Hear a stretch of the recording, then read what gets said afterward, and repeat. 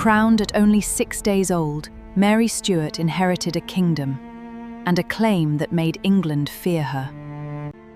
A trusted voice vanished from her chamber. Months later, her marriage ended in mystery. Then suspicion surrounded the throne. She fled to Elizabeth for protection. 19 years later, England took her head. But her blood inherited the throne. In December 1542, within the stone walls of Linlithgow Palace, a child was born into a kingdom already trembling. Her mother was Mary of Guise, the French second wife of King James V of Scotland. Shortly before the birth, a Scottish army had suffered a humiliating defeat by English forces at Solway Moss. James withdrew to Falkland Palace, where his health rapidly failed. The precise cause of his death remains uncertain. The child born on December 8 was named Mary Stuart.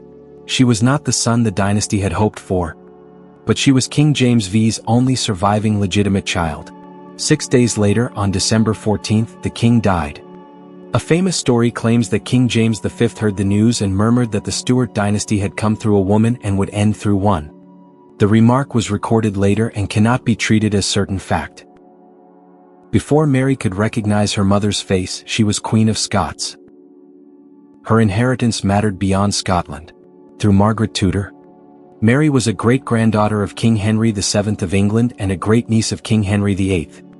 That connection would support her claim to the English throne and place her in the path of Elizabeth Tudor. But whoever controlled the infant queen might first control Scotland. James Hamilton, Earl of Arran, became regent. Competing nobles, churchmen, and foreign agents gathered around him. Some favored Protestant England, others defended Scotland's Catholic alliance with France. Their loyalties often reflected family ambition as much as religion. King Henry VIII proposed that Mary marry his son, Prince Edward Tudor. The Treaties of Greenwich, agreed in July 1543, established the proposed union. To King Henry VIII, it offered a path toward bringing the kingdoms under English influence. To many Scots, it threatened their independence. As the dispute deepened, Mary was taken to Stirling Castle. On September 9, 1543, at 9 months old, she was crowned in the Chapel Royal. Surviving evidence provides few details of the ceremony. The crown, scepter, and sword represented powers the infant could not exercise, while nobles made promises she could not understand. By December, the Scottish government had abandoned the English marriage agreement. King Henry VIII answered with force. English armies entered Scotland, burning towns, religious houses, crops, and ships in a conflict later known as the Rough Wooing. A proposed marriage had become a war fought around a child. The violence continued after King Henry VIII died. On September 10, 1547, English forces defeated the Scots at the Battle of Pinkie. Mary was moved between secure residences and taken to Inchmahome Priory. Whether she remembered these journeys is impossible to know, but her childhood was governed by the danger of capture. Scotland now turned toward France. Under the Treaty of Haddington in July 1548, Mary was promised to Francis, the French Dauphin, in return for military assistance. On August 7, the 5-year-old queen sailed from Dumbarton. Behind her lay a kingdom she ruled but barely knew. Ahead waited the court of France, a future husband, and an education designed to transform a Scottish child into a European queen. Far to the south, Elizabeth Tudor was also growing toward an uncertain future. The two queens would never meet, yet their lives had already begun to move toward one another. Part 2, The French Princess. In August 1548, the fleet carrying Mary Stuart crossed the sea toward France. She was 5 years old, already Queen of Scots, and promised to the heir of the French throne. Mary traveled with 4 girls of her own age: Mary Beaton, Mary Seton, Mary Fleming, and Mary Livingston. Remembered as the 4 Marys, they connected the child queen to the kingdom she had left behind. France offered safety, but safety carried a political price. King Henry II had sent soldiers to defend Scotland from England. In return, Mary's marriage to his eldest son, Francis, would bind the Scottish crown to France. She arrived as a valuable dynastic asset. The French court moved between palaces, carrying scholars, musicians, clergy, servants, and rival nobles in its wake. Mary was raised among the children of King Henry II and Catherine de' Medici, and French influence gradually shaped her identity. She learned French and studied Latin, Italian, and Spanish. Her education included music, poetry, dancing, needlework, riding, hunting, and falconry. Observers described her as intelligent, graceful, and unusually tall. Courtly praise must be read cautiously. But the evidence supports the image of a capable and highly educated young woman. Mary's Catholic faith remained central to her life. So did the Guise family, her mother's powerful French relatives. Her uncles, Francis, Duke of Guise, and Charles, Cardinal of Lorraine, protected her while connecting her future to one of France's most ambitious families. The young Francis was smaller and less physically robust than Mary. Later accounts sometimes exaggerate his weakness, although his health was never strong. The two children grew up together and appear to have developed genuine affection. Their marriage served reasons of state, but it was not simply a union between strangers. Claims that Catherine de' Medici hated Mary from the beginning are difficult to prove. Their rivalry became clearer only when power and succession were at stake.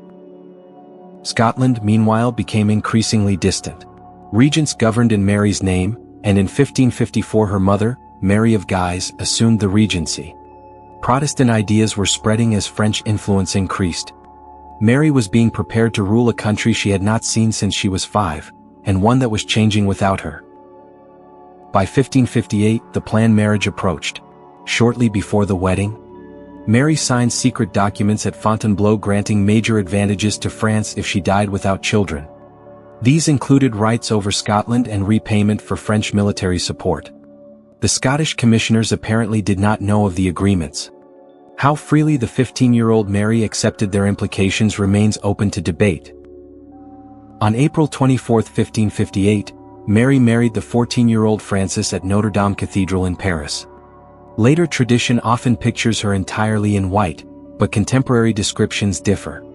Mentioning silver, blue, purple, jewels, and rich embroidery, the exact appearance of her gown is uncertain. The meaning of the ceremony was not.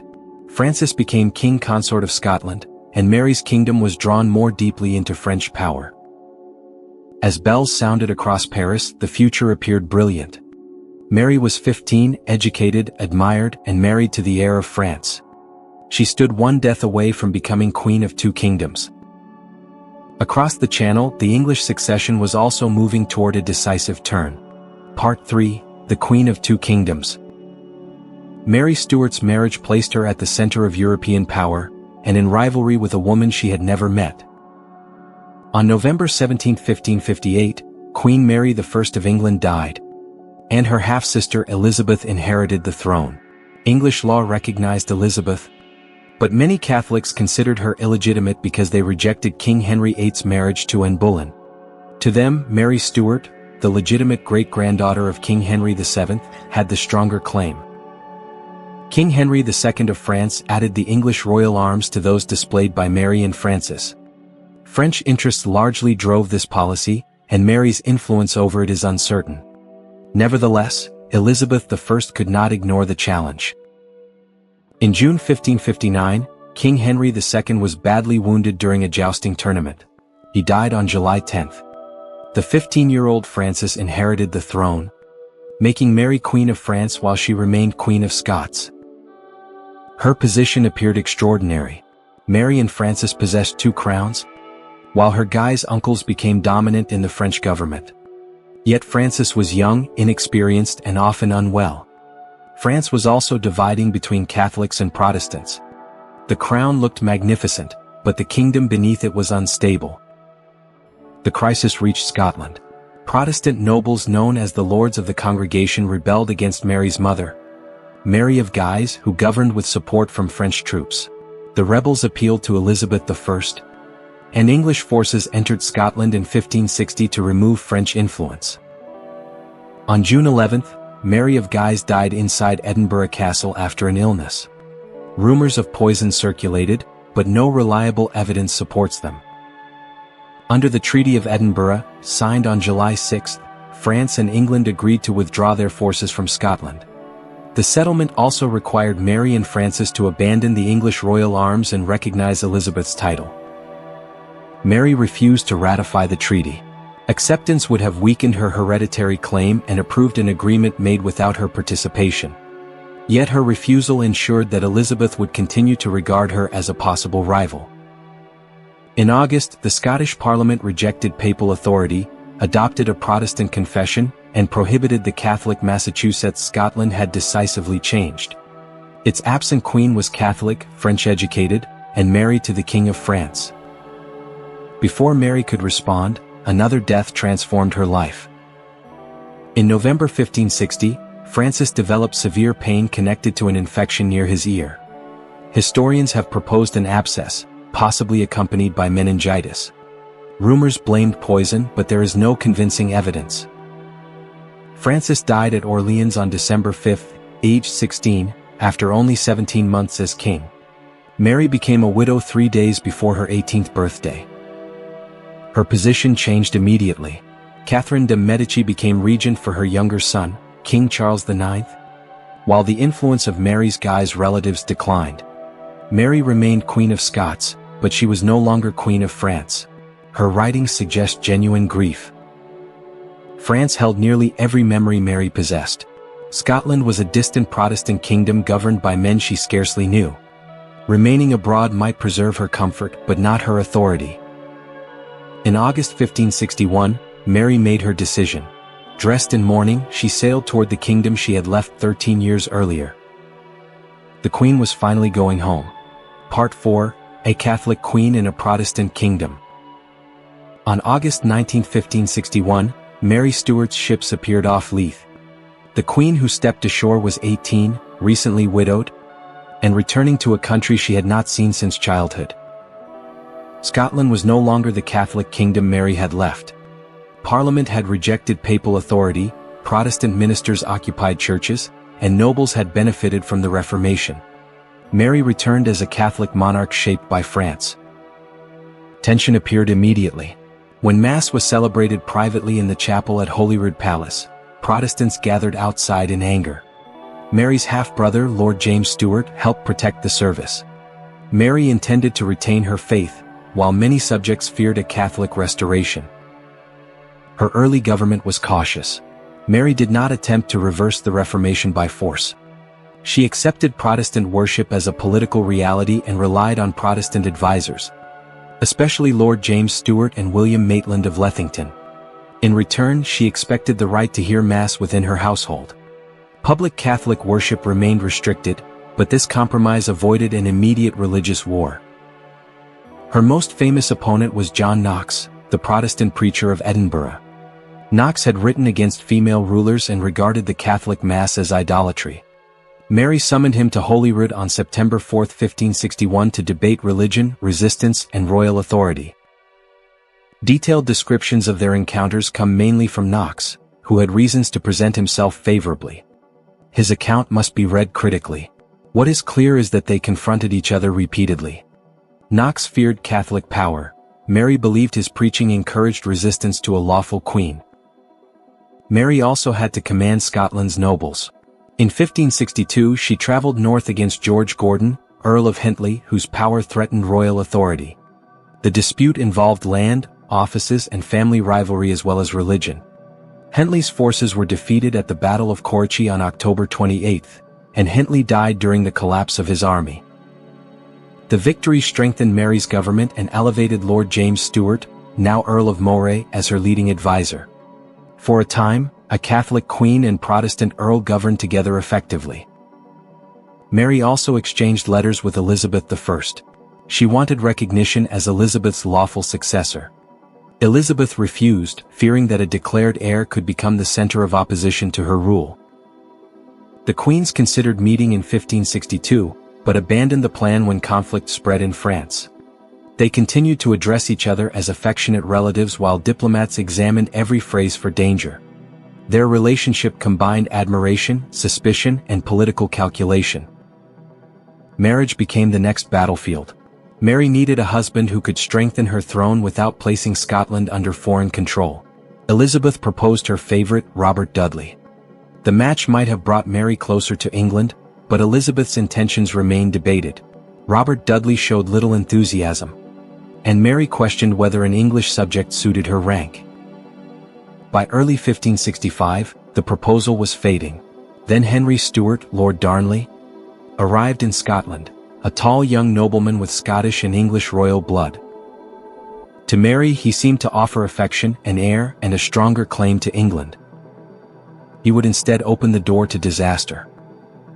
Part 5. The Husband Who Wanted a Crown. In February 1565, a young English nobleman arrived at the Scottish court. Henry Stuart, Lord Darnley, was 19, unusually tall, skilled in music and dance, and handsome. He was also Catholic, and dangerously royal. Like Mary, Darnley was a grandchild of Margaret Tudor, sister of Henry VIII. Marriage would unite two Tudor bloodlines. Their child could possess an even stronger claim to the English succession than Mary did alone. Their attraction appears to have been genuine, at least at first. Yet affection and politics were inseparable. Mary was 22, a widowed queen in need of an heir. Darnley offered noble birth and dynastic advantage. To Elizabeth I, the match looked threatening. Darnley had been born in England, and Elizabeth ordered him and his father to return. They refused. On July 29, 1565, Mary and Darnley married in the chapel at Holyrood Palace according to the Catholic rite. As close relatives, they required a papal dispensation. It had not yet arrived when the ceremony occurred, although the marriage was later accepted as valid. Mary proclaimed Darnley King of Scots, but refused him the crown matrimonial. That greater prize would have made him a sovereign in his own right and protected his claim if Mary died. Darnley wanted it. Mary would not surrender it. The marriage divided Scotland. Mary's half-brother, James Stuart, Earl of Moray, and other Protestant nobles resisted. Religion mattered, but so did fear of losing influence. Their rebellion became known as the Chase-About Raid. During the late summer of 1565, royal and rebel forces pursued one another across Scotland without a decisive battle. Mary moved quickly, Moray fled to England, and the rebellion collapsed. It was a victory for the Queen. Inside the marriage, however, triumph was already turning bitter. Darnley expected real power, not merely royal ceremony. When Mary continued to govern without granting his demands, resentment deepened. Contemporary accounts accuse him of arrogance, drunkenness, and disorder. Many came from enemies and must be read cautiously, but his rapid isolation at court is clear. By late 1565, Mary was pregnant, yet the husband who had helped secure the succession was becoming a threat to her authority. At the center of Darnley's anger stood David Rizzio, a musician from Piedmont who had entered Mary's service and risen to become secretary for her French correspondence. Rizzio was foreign, Catholic, and of modest birth. His access to the Queen offended nobles who believed rank entitled them to influence. He became a trusted servant, and a convenient target. Rumors claimed that Mary and David Rizzio were lovers, and later that Rizzio had fathered her unborn child. No credible evidence proves either accusation. The stories humiliated Mary, inflamed Darnley's jealousy, and transformed a struggle for power into a supposed matter of honor. Disaffected nobles offered Darnley what Mary had denied him: support for the crown matrimonial. In return, he would help remove David Rizzio and restore the exiled rebels. Written agreements connected Darnley to the conspiracy, although he later denied responsibility. On the evening of March 9, 1566, Mary sat at supper in a small chamber at Holyrood. She was about 6 months pregnant. David Rizzio was nearby. Beyond the walls, armed men entered the palace and climbed the narrow private stair. Then the door opened. Darnley stepped into the room first. Part 6. Blood in the Queen's Chamber. Darnley entered Mary's supper room and placed an arm around his pregnant wife. Moments later, Patrick Ruthven appeared behind him, wearing armor beneath his cloak. Armed men crowded through the doorway. They demanded David Rizzio. Terrified, he clung to Mary's clothing and begged for protection. Mary refused, but the conspirators dragged him into an adjoining chamber and stabbed him repeatedly. Later accounts claimed that he received 56 wounds, but the precise number is uncertain. The killing was more than jealousy. It was a coup performed before the Queen, intended to break her authority. Mary was confined inside Holyrood, 6 months pregnant and afraid for her unborn child. Yet the conspirators had misjudged Darnley. Mary warned him privately that the nobles who had used him might soon abandon him. She persuaded him that they had to escape. During the night of March 11th, Mary and Darnley slipped from Holyrood and rode to Dunbar Castle. Once safe, Mary summoned loyal forces. The conspirators scattered, and within days she returned to Edinburgh in control. Darnley denied involvement in the murder, despite documents connecting him to the conspiracy. His betrayal enraged his former allies, while Mary knew his denials were false. They had escaped together, but trust had vanished. On June 19, 1566, within Edinburgh Castle, Mary gave birth to a son named James. His arrival secured the Scottish succession and produced an heir with claims to both kingdoms. He would later become James VI of Scotland and James I of England, uniting the crowns Mary had hoped to bring together. But the prince could not repair his parents' marriage. Darnley lived apart from Mary and continued demanding greater authority. In December, when James was baptized amid celebrations at Stirling Castle, Darnley remained nearby but did not attend. His absence made their division visible. Meanwhile, James Hepburn, Earl of Bothwell, was becoming important to Mary. An experienced soldier, he was among the crown's strongest supporters. In October 1566, after Bothwell was wounded near the English border, Mary rode from Jedburgh to visit him at Hermitage Castle. Later writers called the journey proof of a romance, but firm evidence is lacking. Soon afterward, Mary fell dangerously ill at Jedburgh. The cause remains uncertain, and for several days her attendants feared she would die. She recovered, but her marital crisis continued. At Craigmillar Castle in November, nobles discussed how Mary might be freed from Darnley. Divorce was considered, although she feared it could damage her son's legitimacy. According to later testimony, William Maitland suggested another solution. What he meant remains disputed. No surviving original document proves that Mary agreed to murder, and evidence surrounding the so-called Craigmillar Bond is contested. By early 1567, Darnley was in Glasgow, suffering from an illness described as smallpox or perhaps another disease. Claims that it was certainly syphilis exceed the evidence. Mary visited him and persuaded him to return to Edinburgh, apparently offering reconciliation. He was lodged at Kirko Field, where the air was considered suitable for recovery. Mary visited often and spent the evening of February 9th with him. Late that night, she returned to Holyrood for a wedding celebration. Beneath Darnley's lodging, barrels of gunpowder waited in the darkness. Part 7. The Murder at Kirko Field. Before dawn on February 10, 1567, an explosion tore through Edinburgh. The house at Kirko Field collapsed into flame and rubble.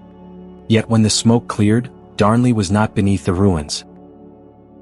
His body lay in a nearby garden beside that of his servant, William Taylor. Neither appeared to bear injuries expected from the blast. Reports suggested strangulation or suffocation, but the exact cause remains uncertain. What was clear was that Darnley had been murdered. Suspicion quickly settled upon James Hepburn, Earl of Bothwell. He possessed influence and armed followers. But Mary also came under suspicion. She had brought Darnley back to Edinburgh, visited him hours before the explosion and left shortly before his death. These circumstances were damaging, but they do not prove that she planned the crime. The surviving evidence was shaped by hostile testimony, propaganda and disputed documents. Historians still disagree over how much Mary knew. Darnley's father, Matthew Stuart, Earl of Lennox, accused Bothwell and demanded justice. Bothwell was tried on April 12. Lennox requested a delay, saying that he lacked time and protection to present his case, but was refused. No effective accuser appeared, little evidence was examined, and Bothwell was acquitted. The verdict removed nothing. Instead, it made the trial appear controlled. Days later, bishops and nobles signed the Ainsley Tavern Bond, declaring Bothwell innocent and supporting him as a husband for Mary. Its signatories remain uncertain, and some nobles later claimed that they had signed under pressure. Nevertheless, Bothwell now held approval from Scotland's elite. Mary then visited her infant son at Stirling. It would be the last time she ever saw him. On April 24, while returning toward Edinburgh, Mary's party was intercepted near the River Amman by Bothwell and a large armed force. She was taken to Dunbar Castle. Whether this was an abduction, an arrangement made with her knowledge, or something between remains one of the central disputes of her reign. Later accounts alleged that Bothwell raped Mary and forced her to accept marriage. Others accused her of cooperating willingly. Neither interpretation can be proved. Surrounded by Bothwell's men and politically isolated, Mary's freedom of choice may have been severely limited. Bothwell was still married to Jean Gordon, but their marriage ended through divorce and annulment proceedings in early May. On May 15, 1567, barely 3 months after Darnley's death, Mary married Bothwell at Holyrood Palace. The ceremony used a Protestant form despite Mary's Catholic faith. Bothwell had been created Duke of Orkney, raising him from nobleman to royal husband. To Mary he may have offered protection in a kingdom nearing rebellion. To much of Europe, the marriage appeared to confirm the darkest rumors. Mary had married the man most widely suspected of murdering her previous husband. Those who believed she had been abducted questioned why she remained with Bothwell. Those who thought she went willingly saw evidence of guilt. Catholics objected to the marriage. Protestants feared Bothwell's power. The union satisfied almost no one. The Ainsley Bond had promised noble support. But many of the men who appeared to approve the marriage now turned against it. Armed lords began gathering beneath a new banner. Upon it was painted Darnley's dead body, and the infant Prince James calling for vengeance. Part 8. The Queen Without a Crown. Within weeks of Mary's marriage to Bothwell, opposing nobles formed the Confederate Lords. They claimed to seek justice for Darnley's murder, remove Bothwell and protect the infant Prince James. Their motives were mixed: outrage, religion, rivalry, and fear of Bothwell's power. Mary and Bothwell gathered an army. On June 15, 1567, their forces faced the Lords at Carberry Hill, east of Edinburgh. For hours, the sides remained beneath the summer sun while messengers carried proposals between them. No major battle occurred. As the day passed, Mary's soldiers began drifting away. Bothwell was permitted to leave. Mary surrendered, apparently expecting to be treated as queen once separated from the man blamed for Darnley's death. She and Bothwell never met again. Mary was taken into Edinburgh, where crowds called her an adulteress and murderer.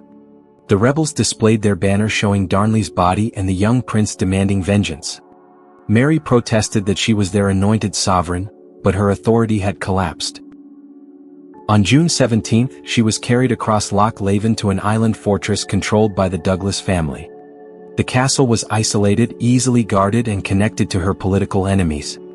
At 24, Mary was now a prisoner in the kingdom she had ruled since infancy. Reports state that she miscarried twins during July, believed to have been conceived with Bothwell. The account depends largely on later testimony, so its details remain uncertain. Accurate. Mary endured physical illness and grief while her enemies decided the future of her crown. The Confederate Lords also claimed to possess a silver casket containing letters and poems written by Mary to Bothwell. These documents, later called the Casket Letters, appeared to reveal an adulterous relationship and knowledge of the plot against Darnley. Mary insisted that the letters were forged. The French originals disappeared, leaving only copies and translations. Historians still disagree over whether the texts were genuine, altered, or fabricated. Their authenticity cannot now be established. Yet politically they were devastating. On July 24, 1567, Lords Ruthven and Lindsay brought 3 documents to Loch Leven and demanded Mary's signature. One surrendered the crown to her infant son, another appointed her half-brother, James Stuart, Earl of Moray, as regent. The third provided an alternative council if Moray refused. Mary later maintained that she signed under threats and fear for her life. Even supporters of the new regime acknowledged the pressure placed upon her. Whatever legal language appeared on the pages, this was not a free abdication. 5 days later, 13-month-old James was crowned King of Scots at Stirling. Mary was absent, confined beyond the lake. John Knox preached at the ceremony, and the Lords swore loyalty to a child who could neither speak nor rule. Moray soon returned and assumed the regency. The Queen who had worn the crowns of Scotland and France had lost her throne in 2 months. Her husband was gone. Her son belonged to her enemies. Her name was tied to murder through documents she could not challenge before an independent court. But Loch Leven was not the end. Across the cold water, loyal supporters still watched the island. Inside the castle, Mary studied the guards, the boats, and the changing loyalties of the Douglas household. A crown could be taken by force. A prisoner might still escape. Part 9. The Road into England. On the night of May 2, 1568, Loch Leven Castle was distracted by May Day celebrations. A young page called Willie Douglas stole the keys, helped Mary leave her rooms, and led her to a boat. Disguised as a servant, the deposed queen crossed the dark water unseen. On the shore, George Douglas and loyal supporters waited with horses. After nearly 11 months of captivity, Mary was free. Her escape transformed Scotland. At Hamilton, nobles declared that the abdication signed under threat was invalid. Within days, several thousand men joined her. Mary intended to reach Dumbarton Castle, where she could establish a government and seek foreign help. Her half-brother, Regent Moray, moved to stop her. On May 13, their armies met at Langside, south of Glasgow.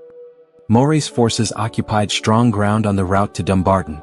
Mary's men attempted to break through, but a narrow road between walls and cottages forced them into confusion. After fierce fighting, her army collapsed in less than an hour. Mary had been free for 11 days. She fled south with a few companions. At Dundrennan Abbey, she faced a choice that would shape her life. Scotland was controlled by her enemies. Across the Solway Firth lay England and Elizabeth I, the cousin and fellow Queen Mary had never met. Some supporters warned her not to trust Elizabeth. Mary crossed the water anyway. She landed near Workington on May 16, 1568, and wrote to Elizabeth, describing her suffering and requesting help to recover the Scottish throne. Mary believed that one anointed monarch could not safely approve the deposition of another. She expected Elizabeth to defend legitimate monarchy despite their rivalry. Elizabeth faced a dangerous dilemma. Restoring Mary might strengthen Catholic influence. Allowing her freedom could create a rival court within England. Returning her to her enemies risked scandal, while meeting her as an equal might recognize Mary's claim to the English succession. Mary was escorted to Carlisle Castle. She retained attendance and royal ceremony, but guards controlled the gates. Elizabeth refused to meet her until the accusations concerning Darnley's murder had been examined. In October 1568, an inquiry opened at York and later moved to Westminster. Mary's representatives accused Moray and the Confederate lords of rebellion. Moray responded with copies and translations of the casket letters, claiming they proved that Mary had conspired with Bothwell to murder Darnley. Mary denied writing them and challenged the right of an English tribunal to judge a sovereign queen. This was no ordinary criminal trial. She could not confront the evidence personally, and politics shaped the proceedings. The commissioners compared the letters with examples of Mary's handwriting, but issued no public verdict of guilt, nor did they clear her. Elizabeth's government declared that nothing had been proved against Moray, while Mary had not answered the accusations sufficiently. This careful conclusion allowed England to avoid restoring her. Moray returned to Scotland as regent. Mary remained behind. Temporary protection became imprisonment. She was moved farther from the border into the custody of George Talbot, Earl of Shrewsbury. Her household preserved royal ceremony, but every visitor and letter could be watched. Mary had entered England seeking an army. Instead, she had entered a prison without walls, and there was no date for her release. Part 10. The Queen Elizabeth could not ignore. For almost 19 years, Mary lived under guard in castles and manor houses across England. She retained servants and embroidered. Yet illness and confinement narrowed her world. Plots formed around her name, seeking freedom, Catholic rebellion, or Elizabeth's death. Mary's knowledge varied, and hostile accusations are not always reliable. But captivity made her consider dangerous solutions. In 1585, Sir Amias Powlett became her keeper and imposed harsher restrictions. Francis Walsingham, Elizabeth's spymaster, opened a secret channel through which Mary believed she could exchange coded letters. In reality, every message passed through his agents. Anthony Babington wrote of a plan to free Mary, invade England and assassinate Elizabeth. On July 17, 1586, Mary sent a coded reply approving preparations and asking how the enterprise would proceed. Walsingham's cryptographer deciphered it. His agents added a postscript seeking the assassins' names, a manipulation that has caused debate. Yet the core message was damaging enough. The conspirators were arrested. Mary's papers were seized and she was taken to Fotheringhay Castle. In October, she faced commissioners for treason. Mary argued that, as a foreign anointed queen, she was not an English subject and could not commit treason against Elizabeth. She had no legal counsel and could not examine every witness. The court found her guilty. Elizabeth hesitated to kill another sovereign, but her ministers insisted England would never be safe while Mary lived. She signed the warrant in February 1587. Whether Elizabeth intended its immediate use became controversial, but her counselors sent it to Fotheringhay. At 2 in the morning on February 8, Mary wrote her final letter to Henry III of France.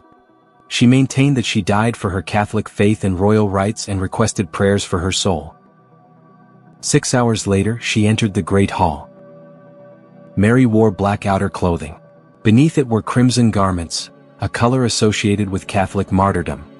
She prayed, forgave her enemies and placed her head upon the block. The executioner required more than one blow. Mary Stuart was 44. Her body was buried at Peterborough Cathedral. In 1612, her son moved it to Westminster Abbey, near Elizabeth's tomb. The two queens had never met. Elizabeth saw Mary as both a fellow monarch and a threat she could never safely release. Mary viewed Elizabeth as a cousin who should restore her, yet claimed rights that made trust almost impossible. Mary's responsibility for Darnley's murder remains unproven. The coercion behind her marriage to Bothwell remains disputed. The casket letters cannot now be authenticated with certainty. She was neither the flawless martyr of legend nor merely the conspirator of hostile propaganda. She was an ambitious ruler who made grave errors, endured manipulation and faced choices increasingly controlled by others. In 1603, Elizabeth died childless. Mary's son, James VI of Scotland, inherited the English throne as James I. The crowns were united not by conquest, but by succession. Elizabeth had won the contest between the two queens. Yet Mary's blood inherited the future. Near the end of her life, Mary embroidered a motto, "In my end is my beginning." For the queen who lost Scotland, died in England and founded a dynasty that ruled both kingdoms, those words became more than a final hope. They became her legacy.